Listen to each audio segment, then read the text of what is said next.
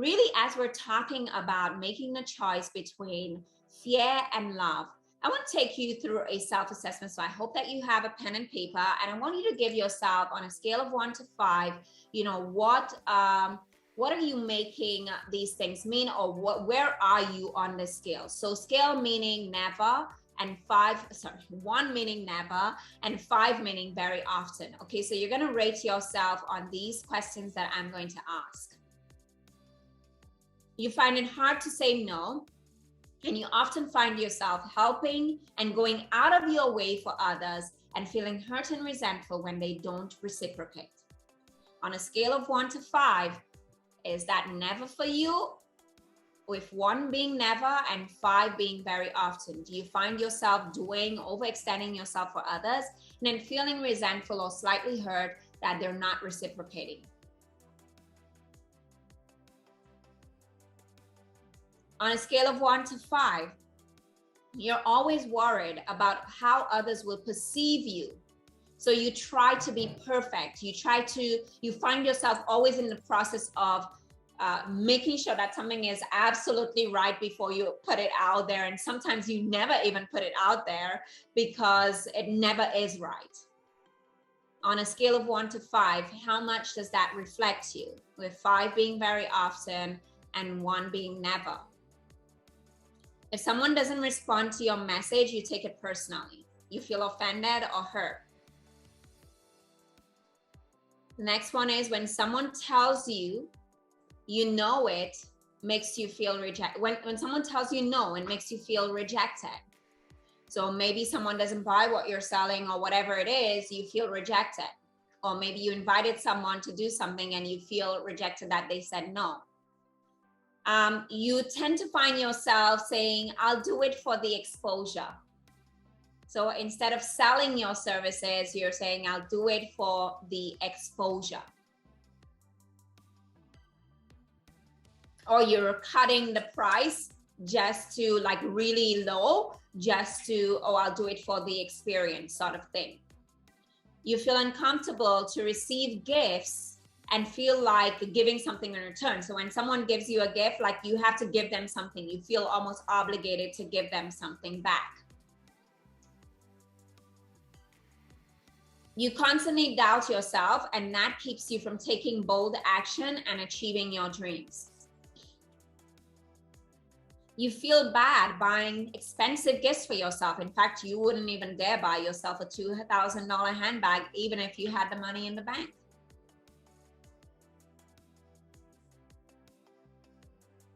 You are constantly working and feel guilty when you're not in action.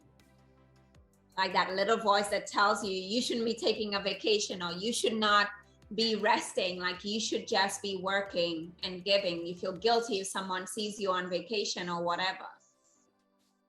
10, you take everything personally. You're very sensitive. So you're very sensitive. Like if someone says something, you take it personally.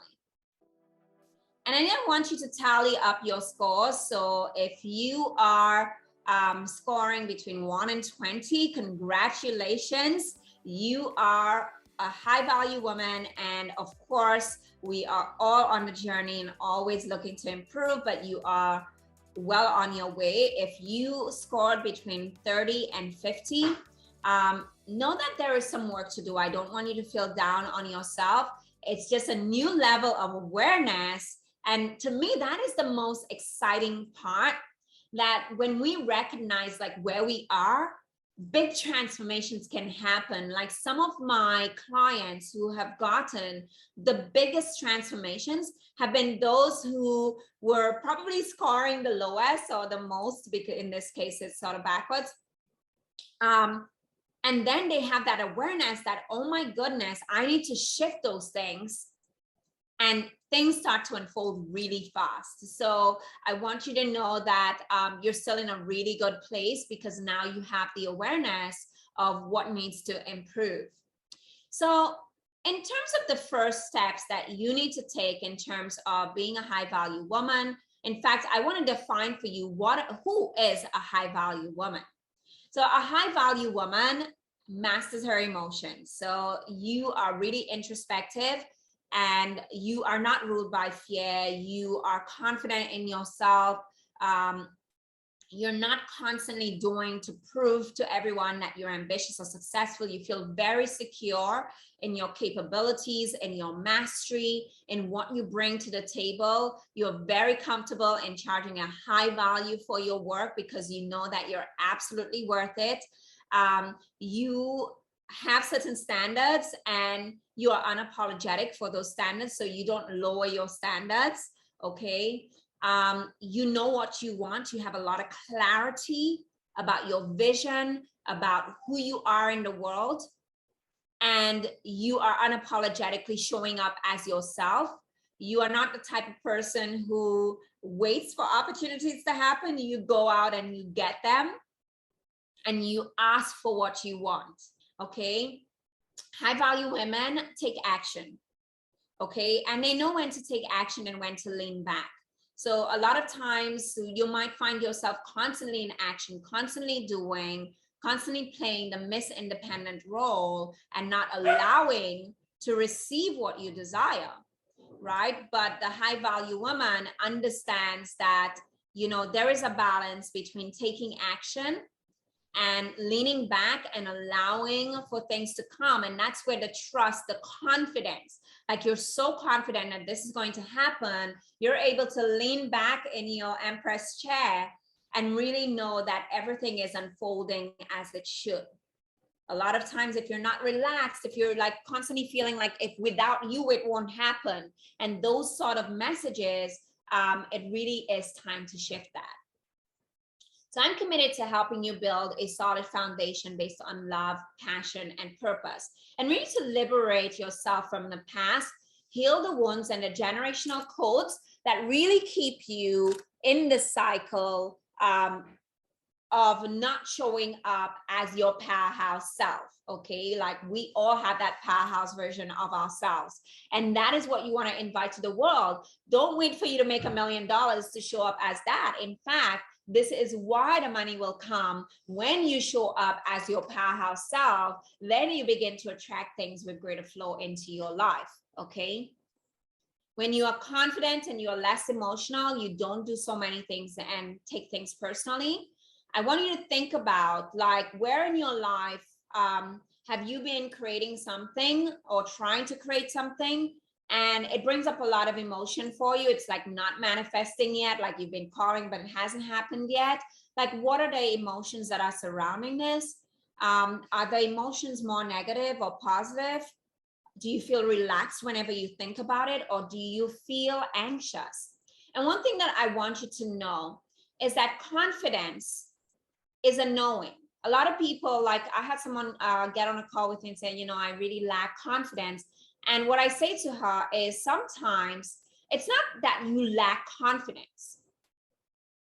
What I recognized with this particular person was that she lacked self-discipline. And I will explain. To be a high value woman, you must become a woman who does what she says she will do. The more you create room for not doing the things you say you will do, the more it diminishes your confidence. If you say, I will go X place today or this month, or I will go on a vacation to the Maldives this year, and this year passes and you didn't go. I mean, if it's a pandemic, okay. But if you could have gone, but because of fear, and then you started looking at your bank and wondering, my goodness, if I go, maybe I'll run out, whatever, you talk yourself out of it, you don't go. That's a disappointment that's sitting there. That's bringing down your confidence. You have not manifested your desire. That brings down the confidence. You say, okay, I'm going to launch my business. You don't do it. That's another unfulfilled desire. That diminishes confidence. Then you say, I'm going to wake up at 5 o'clock and work out every day at 5 a.m. 5 a.m. comes, you turn off the alarm, you go to sleep. That diminishes your confidence. You have not you have not honored your word to yourself. So if you want to build self-confidence and you want to elevate your internal value of how you see yourself, you must become the type of woman who honors her word to herself. Okay? And so it's you doing that that will build your confidence and help you show up even more powerfully in the world. So one of the things that I want you to keep in mind when you're looking at becoming a high value woman or elevating your status as a high value woman is really about rebranding your energetic identity. And in my coaching programs, I share with our clients how to create your outer persona more authentically. What I mean by that, I've been talking about it a little bit since we've been here this afternoon, about really looking at being that high version of yourself now. And we typically go through a process of looking at the archetypes and looking at self-concept and all those different pieces to really help you step into that next level version of yourself today, not tomorrow, today. And so you're really recreating your energetic identity is part of the process. And how do you do that? Well, one of the things that I want you to realize is that sometimes if you may not be maybe so proud of your ancestral heritage, but our ancestral heritage also has gifts for us or have given us gifts, all right, that are energetically valuable or add to our wealth today. And so I want you to really look into your family legacy and start pulling out those positive aspects. Those things that you want to carry with you or reinforce with you the type of woman that you are. Were there strong women who were independent and fierce creators in your heritage? Were there very intelligent people in your heritage? Sometimes leaning on those positive aspects can energetically shift us into really realizing the wealth we have. I think one of the things that I really invite clients to do, and we do it in my private coaching and also in the Aphrodite Code, is really around really recognizing the wealth that you already have. I think we have been taught to define wealth by what's in your bank account. But what's in your bank account mainly occurs because of the wealth that is in you that you're able to use intelligently to help you create those material pieces. So the spiritual wealth that you have, your intelligence or your creativity, all of these things make you valuable. All of these things make you a wealthy woman now. And when we begin to look at those treasures, both the inherited treasures of our ancestry lines and the type of people, the characters that you want to keep going, because obviously there are things that you need to burn, that you need to let go of from your heritage, from your ancestry, because it no longer serves you.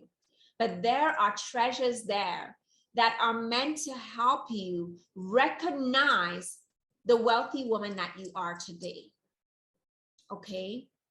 So I really want you to, after this workshop, to go through the exercise and just look through your bloodline and look at the favorable or the desirable characteristics that you want to pull and that you want to honor in this time now and claim as your treasures on which you will build your material wealth in the world. Okay? The other thing that in terms of energetic identity, I talk about our core values really being key in how we create meaning in the world. So a lot of times we are taught certain things that are creating creative barriers in our life or that are not allowing us to step into the most expansive version of ourselves. Whether it is our beliefs around money, our beliefs around morality, our beliefs around spirituality, all of those pieces do impact how we behave in the world. Now, I'm not sharing with you that you need to, break loose and do crazy things, but there are some belief systems that are keeping you in a box. and keeping you from stepping into that alta persona, that's stepping into a higher energetic vibration. Things that rules that you made up about life. And so it's really about reassessing what you believe to be true, questioning your values, the things that you have held to be true in your life, really putting everything that you do under a microscope, because sometimes we just wholesale accept that this is the way it is when it may not necessarily be true, right? So when I was like thinking of leaving my full-time job, you know, there were people who were like, oh, well, maybe you should start the business on the side and wait to accumulate enough money and then go and build a business. I knew that was not me. The business would not work if I did it that way. If I had stayed in my job and I tried to do the business on the side, I would not have showed up with the same level of commitment. I know that about myself. You have to know who you are. Because I would have my cushy salary and it would be comfortable. And, you know, there's no need to really make this work. Like I get my salary anyway. And so I knew I had to burn the bridge, right? I mean, when I say burn the bridge, I didn't leave on bad terms, but I mean, like I had to cut loose with my full-time job and say to myself, this has to work. And because I knew I had to make it work, I showed up differently than if I was trying to do it on the side. Now, that may not work for everybody, because for some people, if you know yourself, the fear is too great. And if the fear is too great, if you're out there trying to do it on your own without maybe having that safety net, it won't work for you. So I think it's really about doing that self-assessment and really knowing who you are. You know, a lot of times it's not so much about completely or radically changing who you are, but progressively easing into it and working with your true nature. Okay, because not everybody needs the same formula. And that's why I really enjoy working with my clients personally, because there's no one formula for everybody. Everyone operates differently. And for some clients, like I remember one of my clients, you know, she, to scale her business, for yes, she was under earning because she had those rules about life, about what it means to be in business, about what her work was actually worth, what she could potentially charge for it. She had beliefs about maybe people would see her as someone who was just in it for the money, not really recognizing that she is actually providing value and should be compensated for that. And so in doing the work with her, we were able to work with her nature to transform that so that she could step into a higher level and really claim a higher value for her work, which she's now doing. And I'm extremely proud of her. You know, I had another one who now has a multi-million-dollar business because of that shift of energetic identity, shifting the value system, shifting the belief system, shifting what you believe is possible for you. Sometimes we're thinking this much is possible for us, or we don't even realize that we're settling for this when there's so much more available, right? You are bigger than the next client that you enroll or whatever it is. Like you are so much bigger and more expansive than that. Okay, and when you see yourself in that way, you become less anxious about what next or how that unfolds, to being more open to receiving what is exactly aligned with you. Now, whatever you attract is aligned with you. So I want you to know that. If you like, you need to also realize that shifting your energy is going to shift the energy of the people that you attract around you. Okay, so, you know, a lot of people are like, oh, well, Hannah, you can get those celebrity clients or those high-end clients. No, it's about me. Also, at first it was unconscious, to be honest. I didn't realize that energetically I was at first naturally attracting those sort of higher end clients. But after a while, I began to study like how can someone recreate that, or how can I more consciously create that? And it really has to do about how you see yourself. because how you see yourself is how others will see you, and it will impact what you attract into your life. So I hope that you are getting this and that it is resonating with you. Now, there's something called your affective presence. That's another energy piece. Your affective presence is what impacts how others feel about you in your presence. So are you forgettable or are you memorable? Do they see you as a high value or a low value woman? Are you seen as an expert or masterful or amateur? Or are you indispensable or dispensable? The importance of not only being a high value woman, but building a brand presence that reflects, all that you can become and affects your affective presence is what is key. That's why we build our brand. That's why we consciously create those things to impact our affective presence. And you can do that, simple shifts. Like, if you go into a room, don't go to the back seat and sort of hide in the corner, show up. If you wear the dress, don't walk with your shoulders shrugged. Your body language is part of your affective presence as well. You don't want to walk into the room, head down, shoulders back. No, you want to walk in and own the room. And you might say, well, Hannah, I'm introverted. I just prefer to be in myself.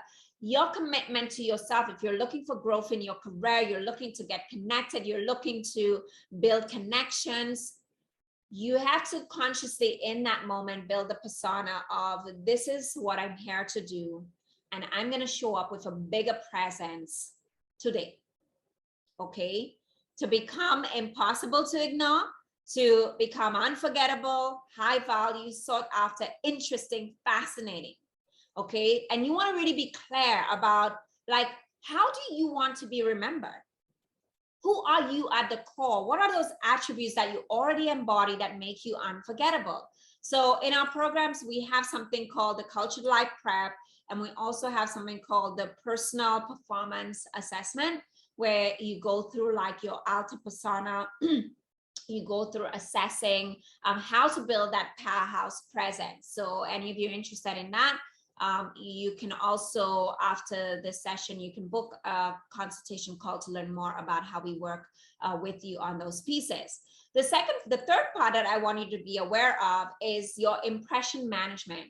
It's not just about how you are impressing others, but how do you impress yourself? Okay, when you look in the mirror, are you impressed with who you are today or how you're showing up? Yes, we can all do it, maybe better clothes or whatever it is, or whatever you want to improve. But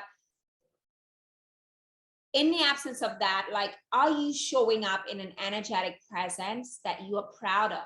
Or are you showing up, are you doing the best you can with what you have? Or are you just like, I don't care, one day I will fix my wardrobe, and you're just wearing anything? You're not showing up for the moment. You're not showing up at the level that you want to be received, or really impressing yourself and creating opportunities to raise your energy. You want to look at your personal, like, is your personal and professional brand image and positioning you at the level that you desire to be. So I know that this can be a challenging one for a lot of people in terms of really understanding how to communicate what it is that you do, the value of what you do, and really show up powerfully in what you do. And this is one of my gifts. This is what I really enjoy doing with clients. But what I'm sharing with you here today is like the foundation piece, right? We can get into like building your brand, working on your messaging, repositioning you to attract more desirable clients or whatever it is that you desire. But the first piece, which is what we're working on here today, is your energetic blueprint.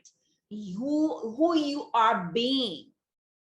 Not who you are acting like or trying to be or sometimes being, but who are you being? Okay. And then you want to look at those pieces around your visual, written, body language, spoken cues that are reflecting who you are in the world. Okay, so really pay attention. Body language is important. A lot of our communication is nonverbal. Okay, we are visual beings. So what are the visual cues that you're putting out there? Does it reflect the high status that you want to create in the market? When you speak to others, do you speak with confidence or do you speak with hesitation, with fear? You know, one of my clients was saying to me, he was trying to hire a photographer, and you know, the guy kept saying to him, oh, but you know, the price is the way it is because, you know, it's so much work, and that's how the price should be. And he just felt like the guy lacked confidence, and he was like, I don't even know if I want to work with this guy. Like, he kept trying to justify his price and tell me how valuable the item is at the price it is. I just feel like I don't want to work with someone who doesn't really believe or have the confidence to just charge their worth. Clients pick up on that. That's what I mean by your impression, and really being conscious about how you're creating in that way. Okay. So how do you up level your brand presence and skyrocket your success? Well, once you have taken care of all of those pieces and you've built your brand, you have your right positioning, your messaging, the final piece of the puzzle is really amplifying your powerhouse presence by creating a remarkable signature style. And we help you do that with our Globally Irresistible Distinction Report. I think some of you have my book, The It Factor. If you don't have it, I want you to send an email to our marketing@hannahfitz.com. And I want to gift you that book because it has some powerful insights in there for you. So you can send an email to marketing@hannahfitz.com and request a free copy of The It Factor because it's actually being sold.